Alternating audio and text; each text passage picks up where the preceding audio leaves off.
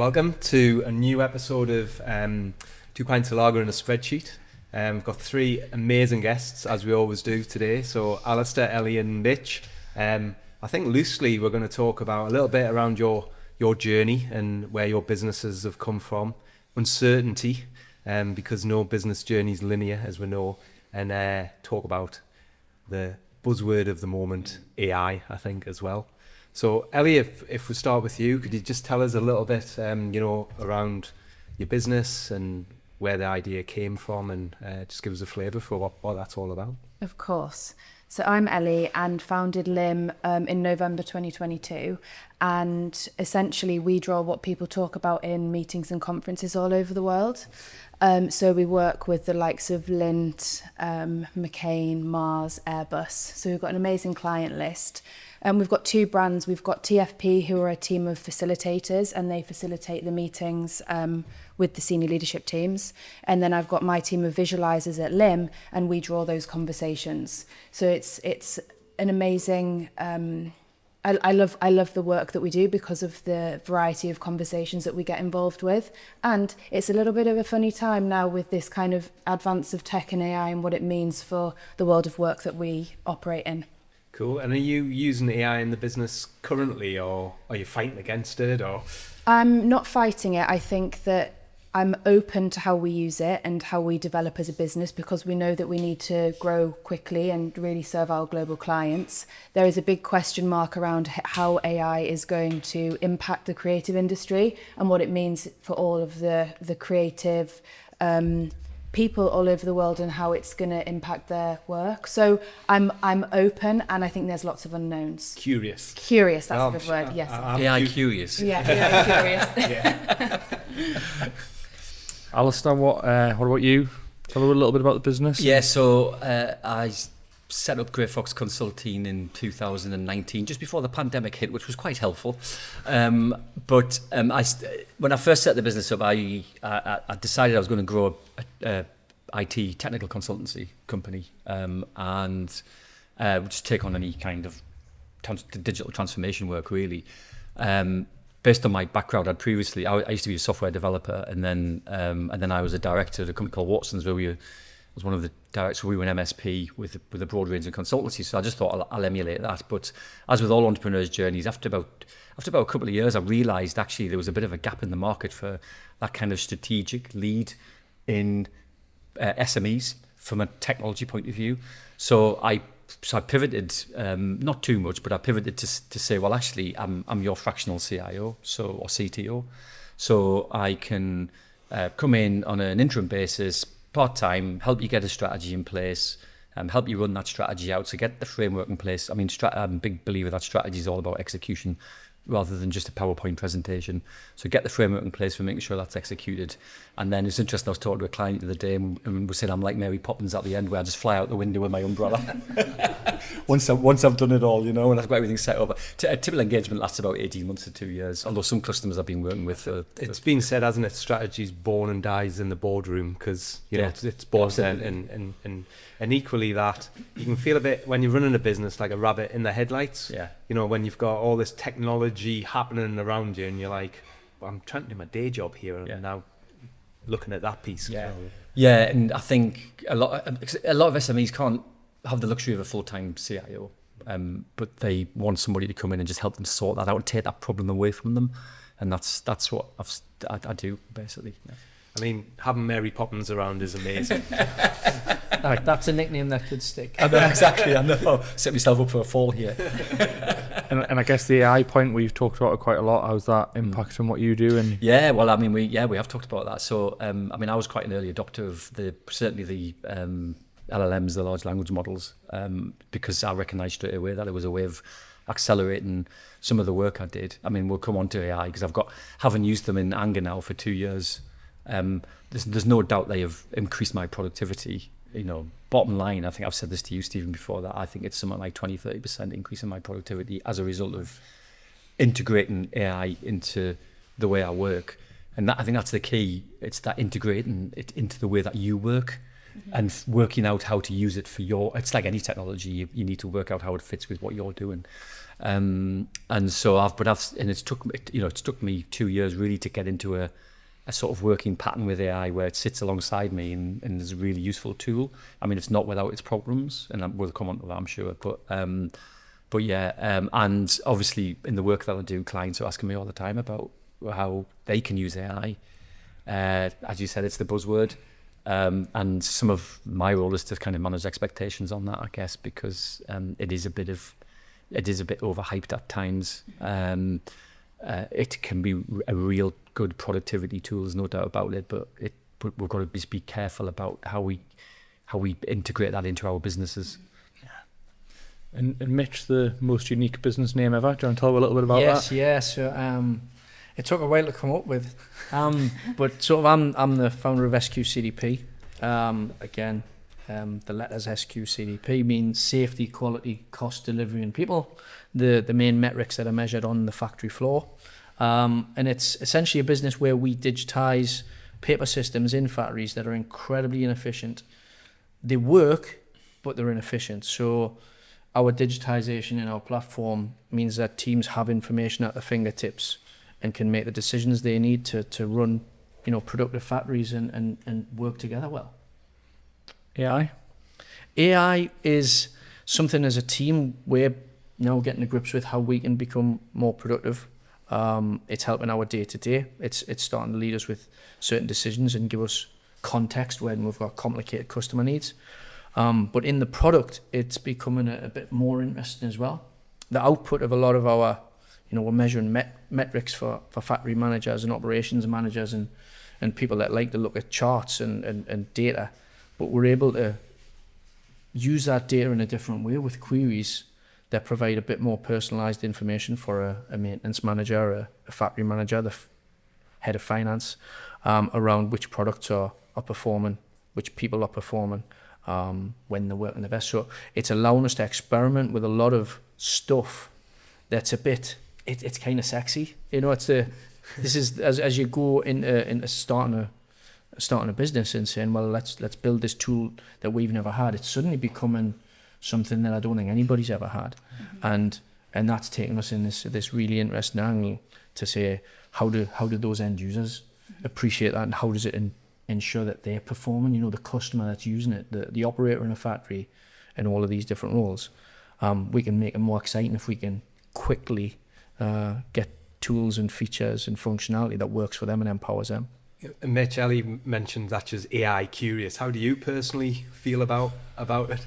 I think it's, I think you look at the big picture, it's here to stay, and everybody says that. And I think it's about learning where you can adopt it. And I think, again, we've got those two parts. How do I adopt it and appreciate it in my life to be more efficient, to understand just my calendar in the day, where the priorities are for the team, for product, for roadmap.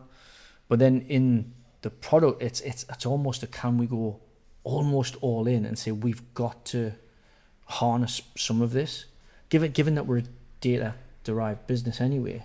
It's the how can we leverage this, and it's not necessarily to be ahead of our opposition or our competitors. It's just to have a bigger impact for the users of our software. It feels like if we don't utilize it to get there, we'll just be slow to get there. So let's be quick. And Ellie, normally curiosity is matched with fear. Are you feeling that within your business or your product range or the future?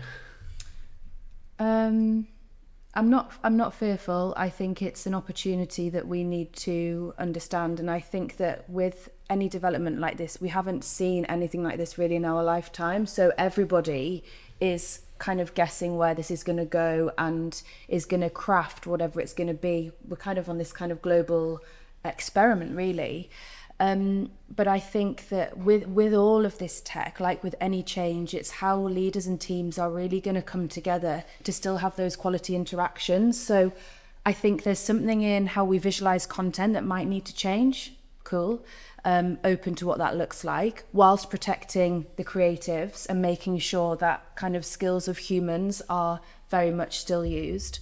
But I think at the end of the day, we're all humans on a planet, and we still all need to come together to make decisions, to have good conversations, to really get the best from what we're creating together.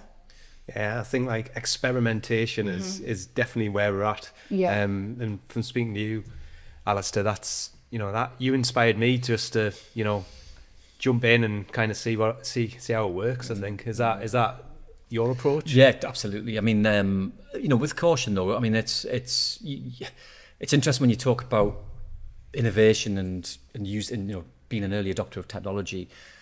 You've got it. You know, I hate prescribing innovation. It's not a thing that can be prescribed.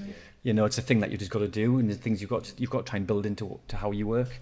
So, I mean, I've always been a big techie fan, and you know, I've always messed around with technology, so it comes naturally to me to be able to just sort of pick up tech and start messing around with it. But in a professional capacity, when I'm doing work for clients, I've got to be very mindful. And certainly when I was adopting AI in the early days, you know, actually, you know, what is the value that's given me that I can pass on to the customer?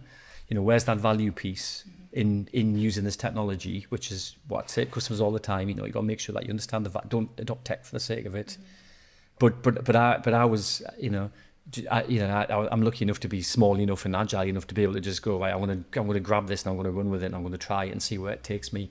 I very quickly, I think you said that yourself, very quickly realised, having used it, the potential of it.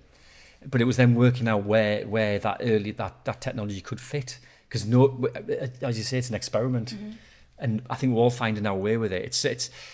It's the worst of all scenarios for me, because it's tech first, and it shouldn't be tech first. It should be value first, and the tech companies are really great at just throwing this tech out there and just letting people experiment with it, and then finding out where the value sits. So you kind of, you know, you find your way with it, and then the value comes out of that, and that's what I've been doing with LLMs. And as I said, it took me probably about a full 12 months to really start thinking, actually, I understand how this works, and I understand how I can plug this into what I'm doing. And you know, because there's no roadmap really, and everybody's going, well, what does this say? I mean, you know, how we get there? For more mature products, it's easier because there's loads of examples of how people have used it, isn't there? You know. Yeah. I guess we were talking yesterday about the hallucinations and the kind of bad sides of it. Yeah. How do you think that fear is holding people back, or how do you think people should approach that? And I think there's two sides to that. I think it is holding some people back. I think some people are naive to it as well. So I think there's an education piece here. I mean, the hallucinations thing is an interesting one, actually. Sorry, what do you mean by so the hallucinations? So well, large language models in their own right actually hallucinate all the time. So people say, oh, they hallucinate sometimes. No, actually, the way an LLM works is it basically it's predictive. So it goes, I think the next word is going to be this based on the data that I've got. So it does a predictive analysis of what it thinks the next word's going to be. So like when you write an email and it comes up with the rest of the sentence. Yeah. Right. It's just trying to predict what the next word is based on the data set that it's got. And it sometimes gets that prediction wrong. And therefore that's when it hallucinates and it gets it wrong. So it could actually it's not fact based, it's based on probability. So, but actually, they hallucinate all the time, because what they don't have is they have every time it writes a sentence, it's doing it blind. It's got no context to that sentence. And doesn't have any emotion. Doesn't have any emotion, doesn't have any lived experience. It doesn't understand the person that you're trying to respond to in that email. It doesn't know who they are. So it's hallucinating all the time in that sense, you know. It's not, people say, they hallucinate 20% of the time. No, that they are by their very nature, you know, hallucinating all the time. And that's a problem that, because it's that probability curve, it's a problem that they're trying to sort of get through. Now, there is a lot of research going on where they'll let the LLM run its sort of predictive analysis, but then go off and fact check. So there's a lot of research trying to get some feedback loops into the outputs. So there's work going on now to say, try and just really squeeze down that if it says something, how do I go off and validate what it says right before I then present that to the person who's using it? And that's how they're trying to sort of address that problem. But there's a bit of work to do on that. And so you've got to be very careful about how you use it, and you've got to definitely put quality control. I mean, I have quality control, and anything it writes for me, I will check it. And often I'll leave it to the next. If it's helped me write a report, I'll leave that report the next day and I'll go through it. I'm lucky enough to be a seasoned professional, and I can validate what it's saying is right or wrong. But somebody who's less experienced, if you're going to try and use it to shortcut your knowledge, that's where it gets dangerous. If you're going to use it to supplement your experience, it's really powerful. I think that's the sort of... I was going to say there's examples where it's kind of sourced something as well, isn't it? And the source is completely made up. Exactly. So there's people then used it to spit out things, and then people have kind of looked at it and gone, that source is completely false. But no, there's a great example of this. Right, if you ask ChatGPT to draw you an image of a full glass of red wine, right, it always does one of a half glass of red wine, because most of the data it has is of you don't have red wine in a full glass, you always have it in a half glass. And it's so it'll always, and even if you say no, fill it to the top, it'll draw an image of the glass kind of tipped up with half of the glass kind of tipped over like that, because it doesn't have any point of reference of a full glass of red wine. So it obviously clearly hasn't seen my photo library. Empty permanently. Just out of the bottle. So that's a great example of where it doesn't have that lived experience, and it can't. So I know that you can have, yes, you can have a full glass of red wine. It's perfectly possible to do that, but it doesn't know that because the point of reference is a million photographs of half glasses of red wine, and that's a really great analogy of why it's a problem.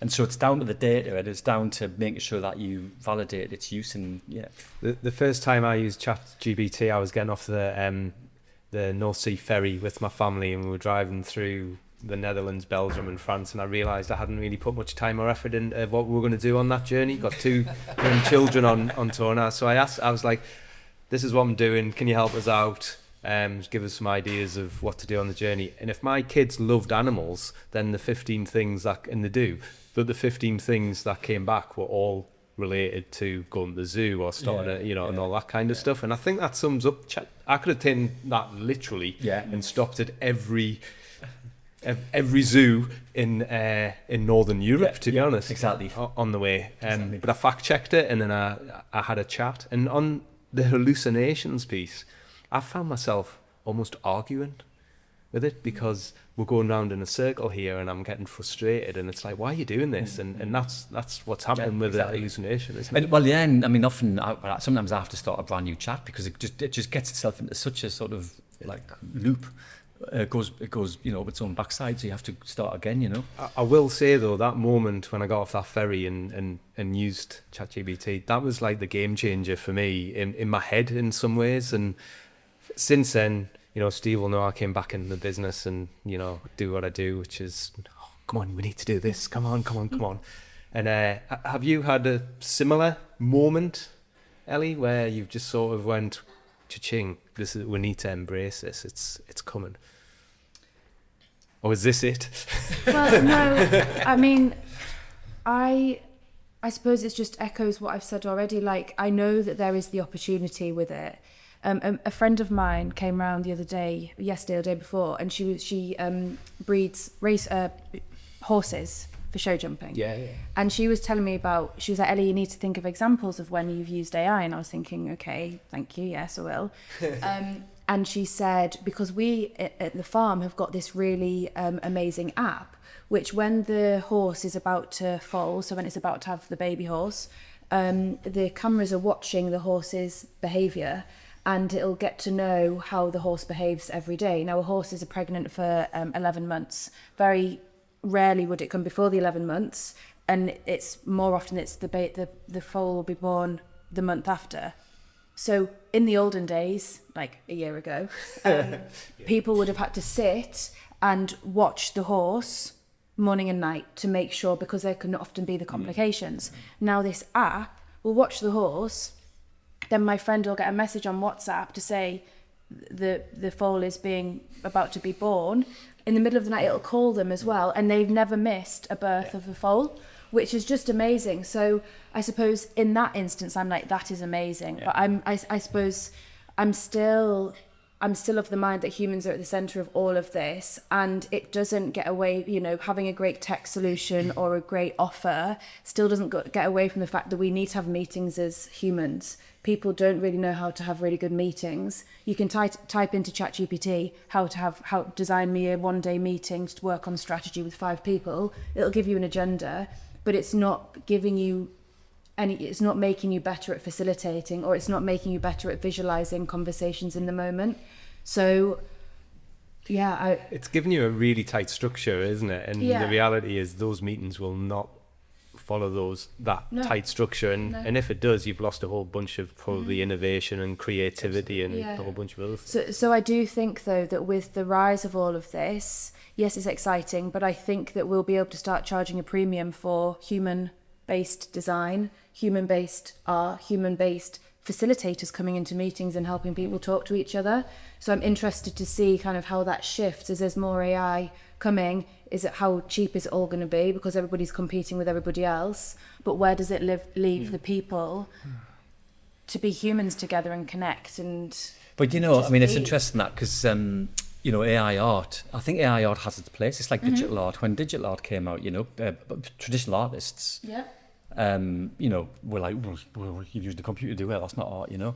And so I think AI art has its place. Although I have to say, I don't think AI imagery is that great actually. But anyway, you can tell you can spot an AI image. And everything, by the way. we risk everything looking the same, every brand sounding the same, Yeah. everybody having the same kind of website, no personality. But if you think about, so you know, if I think about when I go to say the Baltic, I love the Baltic. I love contemporary art, Yeah, yeah. right? Because it's just, and you know, it can be a paper bag stapled to the wall. But what's going through my mind Seen when that, I yeah, I did that. I think it just blew in one day. The Greg's rapper. exactly. And but actually, what goes through your mind there is, I'm not looking at that paper bag thinking, oh wow, that's a paper bag. I'm looking, going, what was the artist thinking about, Yeah. and what's the concept that they were trying to get conveyed to me as another human being. So I think you go back to that human connection. I think we'll never lose that.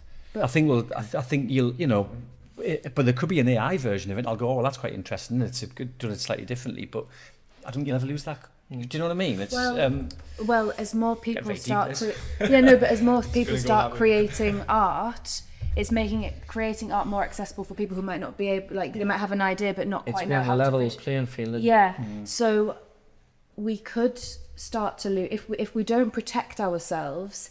If illustrators' artwork just starts getting to be fed into the big, I don't know what it's called, the big tool.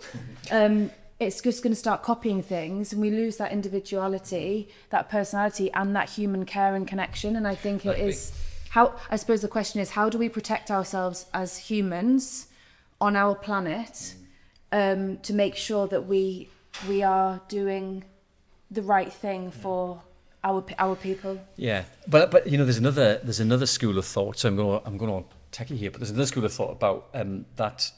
You know, unless general AI comes about, which is its ability to sort of think like a human, the quality of AI is going to get worse, because there's a lot of AI generated content getting put into the internet, and that's where it's taken its source from. So it's going to degrade in quality, not improve, because the quality of AI output isn't as good as what a human would produce. Good. And therefore it would degrade.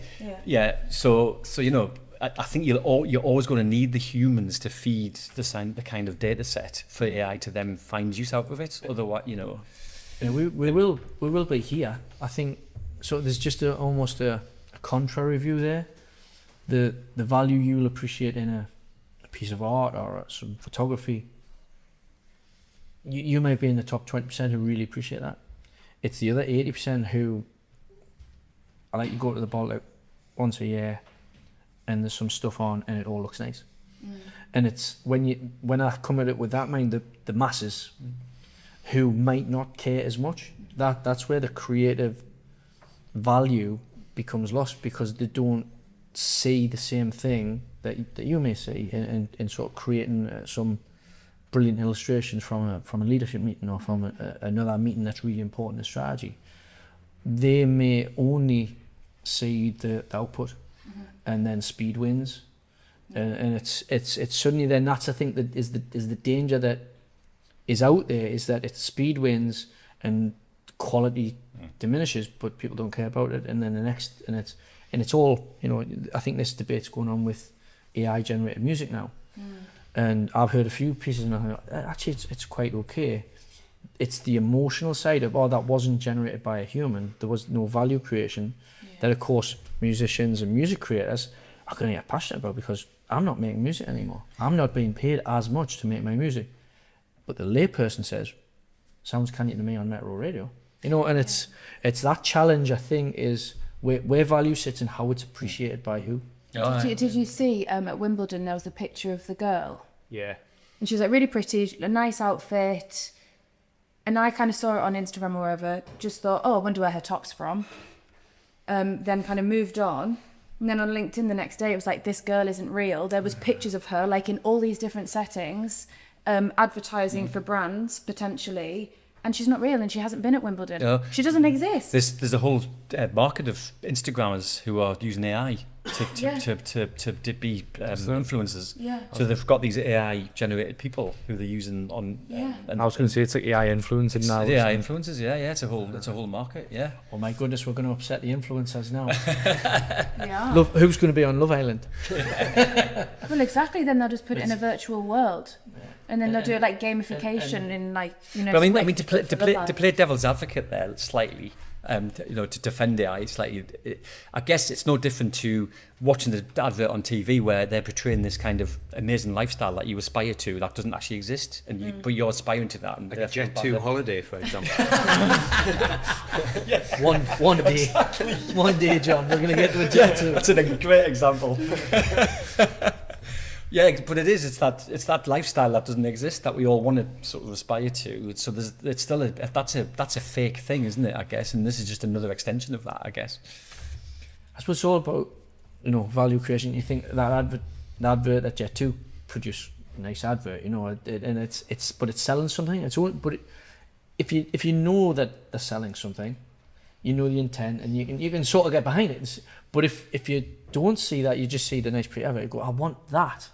Then it's done its job, and I think that's where you've almost got the humans again, because it's deliberate. It's quite interesting when I'm watching things with my 10-year-old son, and he started, that's AI, and he's almost like noticing it, and I'm filtering like, it. Filtering it out, because he doesn't want it to be AI. He wants to see like the real guy going down a hill on a mountain bike, not the fake one. It's just that I guess what we're saying is we need to learn how to live with it. And work with it. Well, the genie's out of that now, isn't it? Yeah. So we can't, we can't put it back in. It's just how we, like you say, how we live with it. What we deal with. I think one of the things that is sort of like educational attainment in our office. We're talking about what if developers can develop code, do great UX, great functionality, and are one guy with all of these great services and tools. It's great power to your arm kind of thing. It's crack on, but if some of that comes across in the way that emails are written or CVs are produced, the presentation of a person, you're always talking to John, he talks like this, and then you get behind it, and actually, he's just really good at using ChatGPT. Yeah. And who's it? You're literally looking going, who's this guy? I'm John. I'm just. Then you don't need that education, because as long as you can acquire it through a service, or a microservice or whatever, then you can present to the world however you wish, and there will be bad actors out there who do that deliberately. There'll be the general people who want to lose. I want my CV. Everybody wants a CV when they're presenting something like that to look the best. So it'll create almost these false narratives that then that's where people are saying that's AI generated, but it's almost that's a CV. Oh, we've always trusted those. Well, that's a covering letter. We've always trusted those, but actually he doesn't write like that. Because he's got access to something that makes it the Oscar-winning speech or something, and then it puts doubt into the human relationships again of actually can we trust what we're really saying everywhere? It's immersed. Well, even when you look on LinkedIn now, you just scroll and you can see people have just written captions on ChatGPT just with the long hyphens. They don't even remove the long hyphens. Apostrophe after the... And then it's like the 3-word sentence. It's like, but it's not. Like dun dun dun, and it's clearly not written by them. Yeah, and it's good once you can pick it out. Yes. But there becomes a point when it's more difficult to pick out. It's inevitable. If I'm in those industries and creating that AI model, where are the problems with it? People keep saying it and then they change it, amend it. So we're not doing our job. We want people to subscribe to us. We want people to leverage it all of the time. So they'll change it, they'll tweak it, they'll adjust it. It will get better, more refined. It'll be more personalized. That it'll be everywhere. So it comes back to the lookouts, and I think it comes back to leadership. It's going to be people have got to not make a stand against it, but we're going to have to assert what those red lines or guardrails are, how it should be utilised, how it's flagged if it's AI generated content, or how it's not flagged, and then have the conversations about how generally we adopt these technologies into our everyday, which is where it's going to be, and how it's empowering and delivering. What it should do is, more social time, improved kind of working relationships, improved performance. That's when it becomes a really functional tool. But it doesn't feel like even the stewards of those businesses, the real kind of tech giants, haven't grappled that yet, or there might be differences of opinion. So that there is a forum that's needed to get around and decide what the true leadership is for this incredible tool that's been invented. The problem is it's advancing so quickly, isn't it? So it's going to get to a point where you can't spot it, I think. And I was watching a podcast the other day where the guy said, look, I'll get it on my phone and I'll have a conversation with it. You literally couldn't tell it was AI he was having a conversation with. So when you're talking about meetings and things, I think you're going to get to a point where you could have a meeting with an AI in the meeting, but you're not going to know it's AI. But it didn't have that little Geordie accent today. But it'll have the Geordie accent after a while, do you know what I mean? I think stuff like that will come in. And well, you're the beach. But it sounds great because you say, I'm on the beach, my AI service is doing my job and delivering value for the people that are paying for that value. But is it right? Is it the right thing to do? Is it very genuine? And I think that's another wrestle where you've got well, I'm paying for it, I'm happy. I got what I wanted from Mitch, or the illustration I wanted, and if the buyers don't mind, then there will be access. I think there's something around kind of what you said about leadership, where you've got kind of like small startups that can be very agile in how they're working. They've got 100%. Small teams, so they can communicate quickly, make decisions quickly, fail fast, like experiment and learn. Whereas you've got the kind of bigger global organisations, and leaders are kind of looking at each other and trying to work out in the boardroom to think, how are we going to adapt here? What are we going to do? And then how are we going to communicate it with the organisation? So I think they can't do the fail fast stuff, experiment, because they've got hundreds, thousands of people employed, and whatever they decide is going to have to be cascaded and communicated really well. So I think that, could there be a rise where the small businesses grow really quickly, and then the big organisations, do they get left behind because they're not agile enough? I don't know. Well, I suppose you mentioned a sort of rebrand, or the ability to generate some logos, cover schemes. You're a large enterprise level business, you've got your existing brand, but you decide it's time for a refresh. You go to the market, there's an AI provider that can, or a service that can provide that, deploy that, send it to print, get it out there and give you 25 options in a day. Or there's a design house that has to take the right time because they're creatives and they're doing it in a different way. And somewhere there's a leader in that business gets to pick, and either pay price X and 0 time, or price Y. And that's 6 weeks, or it's 6 months. And something else drives the decision. And it would be very easy to say, but what's different about these? Suddenly the win on return on investment, and that's what challenges how we all do our work around here, really. And I think it comes down to the company values and what is really important for the humans who are making the decisions. So, like, one of our values is that we care. We care about our clients, we care about the work that we do, and we wear our hearts on our sleeves when we are doing our client work. It's just how we are as humans who are working for our business.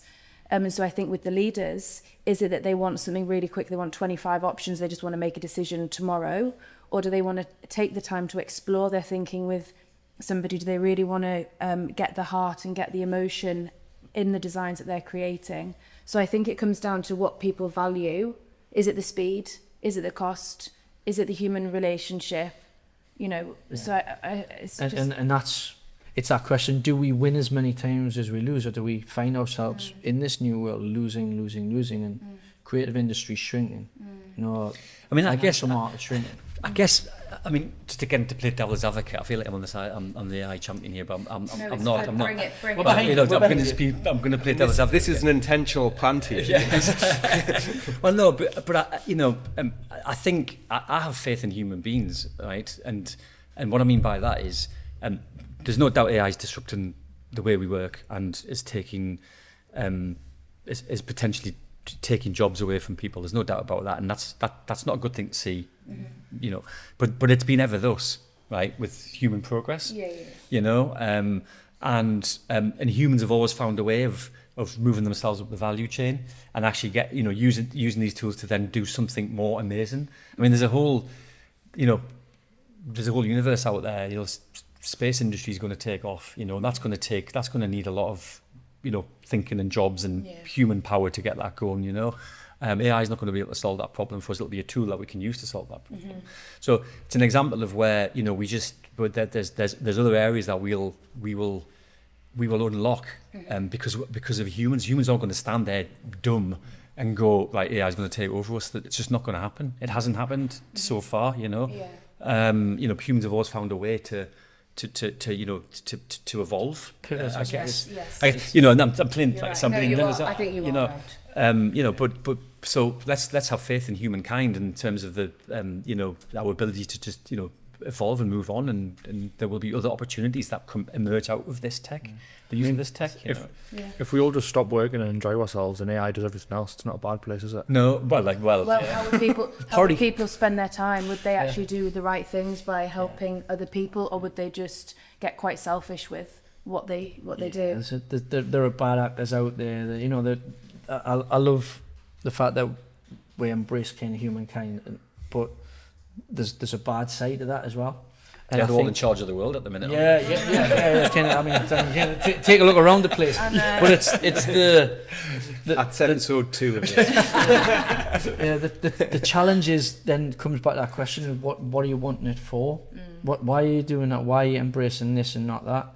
And I think the thing that came out of you when you were talking as well was the speed of change is now faster than ever. So I think where humans can change careers and go up the value chain, that has to happen more quickly now. And that's the challenge is we like, everything changes, and the way that changes, the seas change. Brilliant. But if the speed of change is so quick that we can't keep up, that's where you have this cascade effect of, well, people are dropping out of the bottom, and how do we support and ensure they're okay, and then bring them back round into something that's halfway through working towards this. It's changed again, and I guess we're going really philosophical here, but I think that's to do with the economic model that we're operating under, and I think that's not a tech problem. That's the fact that value creation doesn't end up in value for everybody. And there needs to be a different model. I'm getting all sort of political now, but and I don't really want to. But the point I'm trying to make is, let's not blame the technology for that, because when I think about when I first started working, 33 years ago, I didn't have an internet, didn't have email. To send a document, I had to print it out and send it via fax. There was no attachments or anything. And so I was massively unproductive compared to what I am today. But actually, why is everybody still working 5 days a week, 37 hours, blah, blah, blah, because there has the value, where's that productivity gain gone? It hasn't ended up, with me, I guess, it's ended up somewhere else. So we've got there's a more social dimension to it, I think, social and economic dimension to it, that needs to be solved to make all of this technology then really work for us all. But sorry, that's slightly because you like the 9 to 5, like the 5-day working week with the 40 hours, or when did that actually become a thing? And I know the 4-day working week, people like companies are trialing that, but should we all be doing that and then just be doing more sport?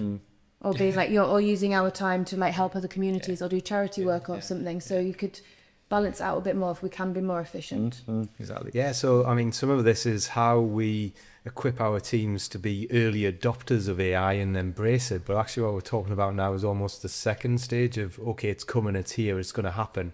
And what are you going to do with it? And how's that going to affect the culture of the organisation and the individuals? How are you going to do good with it rather than... That's right. Yeah. And Mitch, right at the start, you were talking about your team and how you're starting to... I guess you're in the thick of it in the minute with them. Yeah. In an uncertain time of business growth, you've got all this other stuff going on, and then are you using AI to help you with that, or is it like... Yeah, absolutely. We're very compact, which makes us very quick to iterate, and we have a discovery, we can implement it. And it's bizarre that the guys are actually doing an AI workshop at present, Yeah. sort of across in Newcastle. So I'm expecting them to come back with other discoveries of, I didn't know that service existed, I didn't know how to do that. Now, an element of that is the skill that they then have. But where it comes back to us is, how do we deploy faster? How do we listen more to customers and put something that's more useful into the product? How do we package a product in such a way that it's more dynamic and can do more at the same price without pushing cost up? Let's push our accessibility agenda, which is to that they're our kind of mission objectives. So there will be things come from every iteration, every conversation, every discovery in the use of AI tools that drops back into our product and makes it higher value for the customer, which is certainly where we are. And it's having that, you know, ability to be experimental, curious, but at the same time not being fearful. Don't be anxious as well. It's almost keeping the guardrails, isn't it, around what we're doing. Yeah, I think we did a workshop 3 months with each other around our business values, you know, and what we just found really was that we're centered around empowering the people in the factory, you know, and it's easy for me because I was kind of blue collar guy and I've come through the ranks and then into more senior roles in a factory. So I've always been in and around the people that have real knowledge and insight, but maybe don't have a voice. You can empathise. Can't get the stories, but then certainly empathise, yeah. So all of our kind of mission is towards them, and we can't step away from that. That's a core value. This is about the shop floor operator who just wants to get through his day in the most easy way by reporting his problems, getting them to the right people, and then the people who are the subject of addressing those problems know what to work on, know how to prioritise, and can make them happen. And that makes industry more efficient. That it drops to the bottom line. But it also then has a feedback loop to say, I told my story this way, that got fixed, we're now more productive. Well done, everybody. So it's sort of, you know, it's this lean manufacturing tool, but it's also, I'd love to think, a holy grail of manufacturing. But it has a culture effect as well. Yeah. And again, that's around people. That's not machine-to-machine connections, and now the machines are talking, and we've got a really nice chart that cost us £750,000 to acquire. Right, what do we do with that? We're making leaps and bounds to make people-oriented stories coming from the factory that allow people to make decisions that affect them, and, you know, and have the conversation. And we've now got time. Hey, how was your weekend? How was your trip around Europe? Hey, John, we've never sat down and, you know, Ellie, I heard you were doing this thing, and by the way, I saw you fixed that, repaired that. Wow, I think that's really good. Have you got time for the weekend? Are you working overtime this weekend? No, we don't do overtime anymore because we hit our targets. Yeah. Oh, fantastic. So getting it more personal is something that is at the end of our product when it's developed and embraces all of everything we can throw at it. Then that's the result. So that's kind of why I'm in it, and, you know, that's why the kind of guys in the team are now in it. But we've got to stay in it. It's people oriented and it's empowering to them. So we'll utilise the right tools in the right way, and we can make them decisions. Again, the concern becomes, will people make decisions in a different way because it suits them, or the maybes aren't so people focused. And Ellie, when you're in your larger businesses, you were talking about some of your clients earlier in the podcast. Are you seeing that type of culture coming into that environment as well? Culture is a really interesting thing and an interesting word. I think it's a short word, and without a good description or definition, people can be meaning lots of things when they just say the word culture. So a lot of the work we actually do at TFP is working with clients around their culture. There's a really great model by Johnson and Scholes, and it's like a circle with circles around it. In the middle, you've got culture, but then feeding into what culture is the stories that people are telling. It's the routines and rituals. So it's like, you know, your morning cup of tea when you're speaking to people. Did you have a good holiday? Yeah. It's power structures. It's how decisions are made. And so if we think of culture as an enabler of strategy, culture is many things. It's not just how we talk to each other in the office. Like it's a really broad thing. Not just words, like trust, collaboration. But it's how decisions are made. It's how we work together. Yeah, it's the structures in place. I agree. It's the structures that are written down, like the formal structures. But then there's also the informal structures of within teams.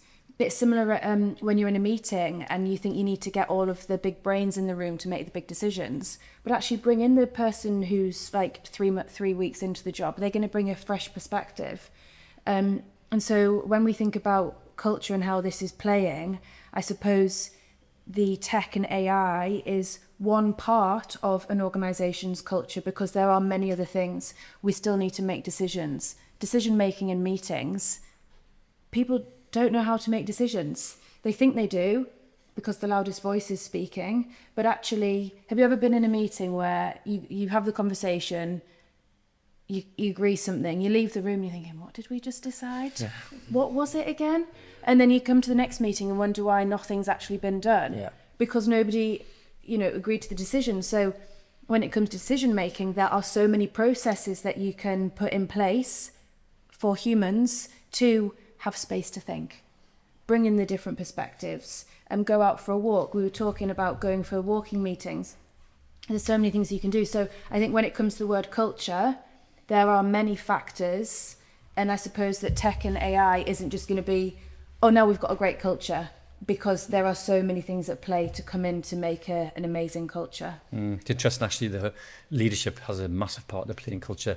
There's a phrase, isn't there, that the culture of an organisation is defined by the worst behaviour of its leaders, and it's very true that, I'll give you an example of, so not going to name names of people, but yeah, exactly. but no, I've been people get frustrated when people turn up late for meetings and go, wow, we're going to have a rule where we're going to lock the door if nobody comes into the meeting early, and then that very same person is late every time for a meeting if a meeting's this particular person, if it was 9 o'clock meeting, they were always late for it. But they would rant on about, and we're going to have a meeting etiquette, and we're going to say, everybody has to, this is how you behave in meetings. One of them was turn up on time, and well, so if the leader doesn't turn up on time, why is it, if the leader's out in the car park picking up the litter, everybody's going to do that, if the leader's washing the cups and, getting involved in, everybody's going to do that, aren't they? So that's what that... Yeah, but I think with the culture work that we do, teams can think, oh, we'll have kind of culture champions. Well, that's not really that great, because culture is everybody's responsibility. It's not just the leadership team or the group of people that are working on the culture playbook. It is everybody's responsibility, and I think, okay, that leader, he shouldn't be late, but it's about equipping teams to be able to, if somebody's late, why are you late? He might be late because he doesn't know why he's needed in the meeting. He might be late because he doesn't know the purpose of the meeting. Or he might have looked at the plan for the meeting and thought, well, I can't really contribute anything to that, so I don't need to go. Because there might be so many reasons as to why somebody's late. And so I think to have a culture where you can ask people, why I'm needed in the meeting. A question we often ask is, why are you going to a meeting if you don't know why you're needed there anyway? And then people are like, whoa, I could remove so many meetings from my calendar. Yeah, but leaders can influence the culture in a positive way, because we'll go back to innovation before. We would do, in my previous role when I was a director, we did a lot of work around innovation, and we got big debates around, you can't prescribe innovation, and it's true to a certain extent, but we did things like once a quarter on a Friday we had an innovation day, and people could down tools and innovate on anything. Anything. It could be a process, technology, anything. We had what was called, somebody termed it Grok Talks. So every Friday lunchtime, we put lunch on, and people could stand up. They could talk about anything. Predominantly, it was tech, but some people. I learned how to make the best paella, because we had a Portuguese guy who, came and told us his mum's recipe one lunchtime.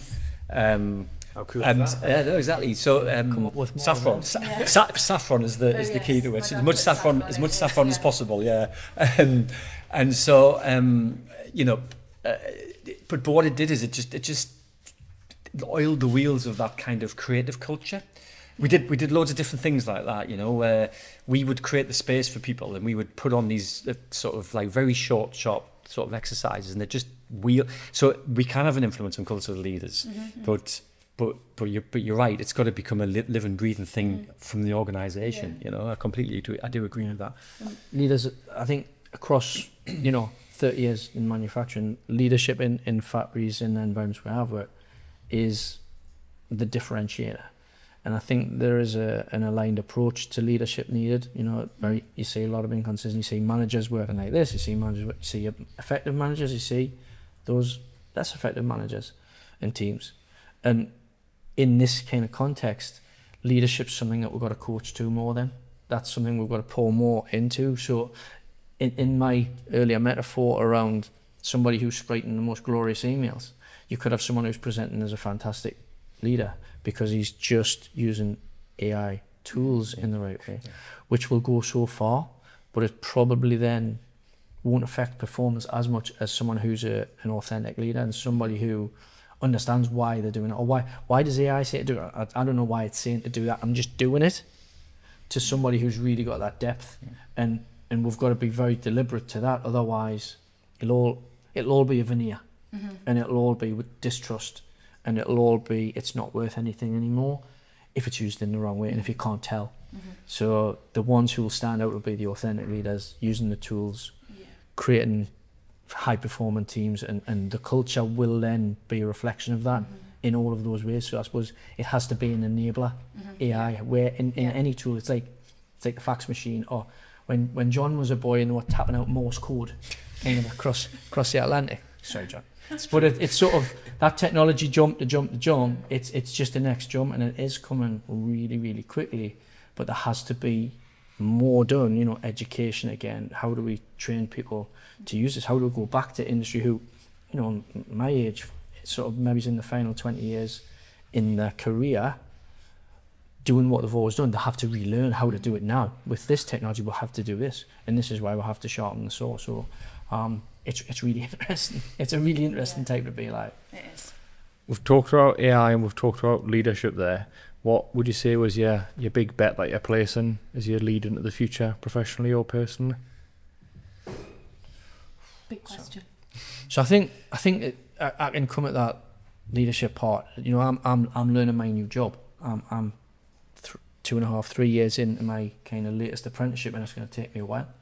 And I think I know in there's the growth and the learning that I've got to go through, and that means I'm open to learning and trying to acquire the right skills, knowledge, contacts, approach to be effective and be an authentic leader and do my best, and then enable my team, my clients, customers to be their best, because it comes out of me. So I know I've got to change. So the bet there is, I suppose it's on what I know about myself is the ability to learn and adopt and still have that kind of North Star sort of direction of travel and mission oriented in with the right values, that will use the right tools in the right way, will disrupt in the right way, but we'll get to where we need to be.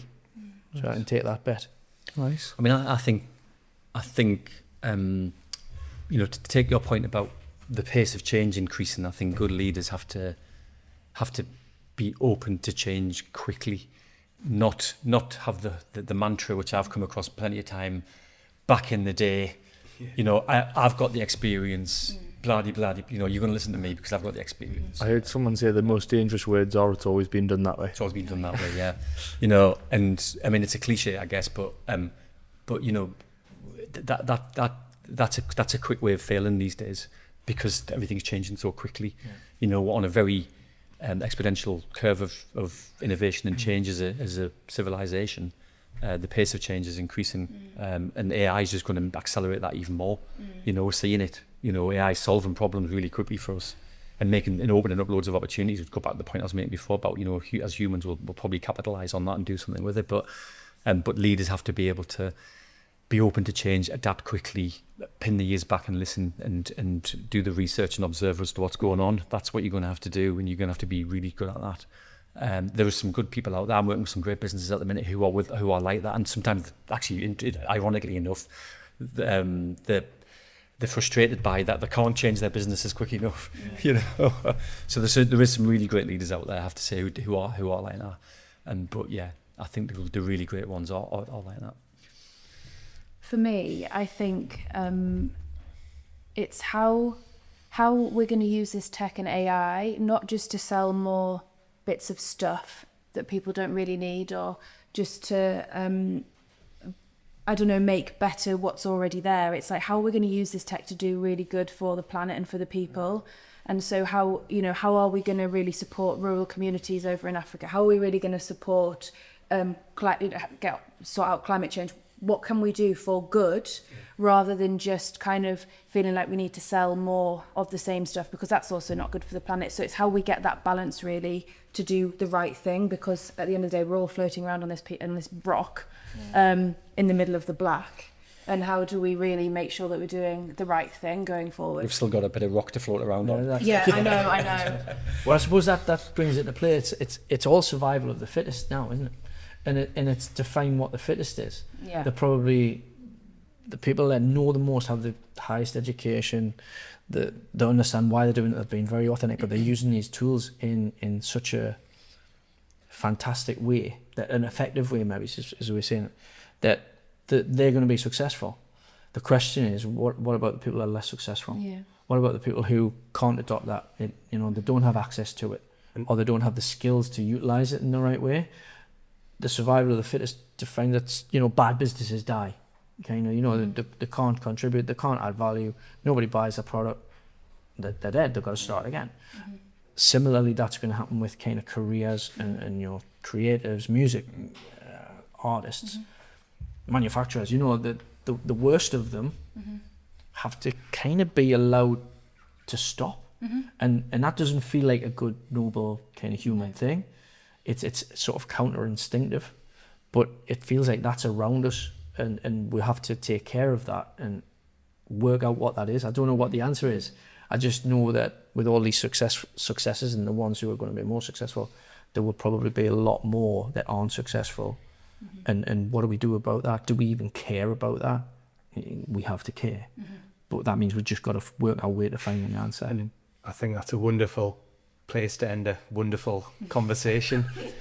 Alistair, Ellie, Mitch, thank you for your time. I'm going to end the podcast with a caveat that this was an authentic human conversation. There was no AI involved. Fantastic. Thanks. Thank you very much. Cheers.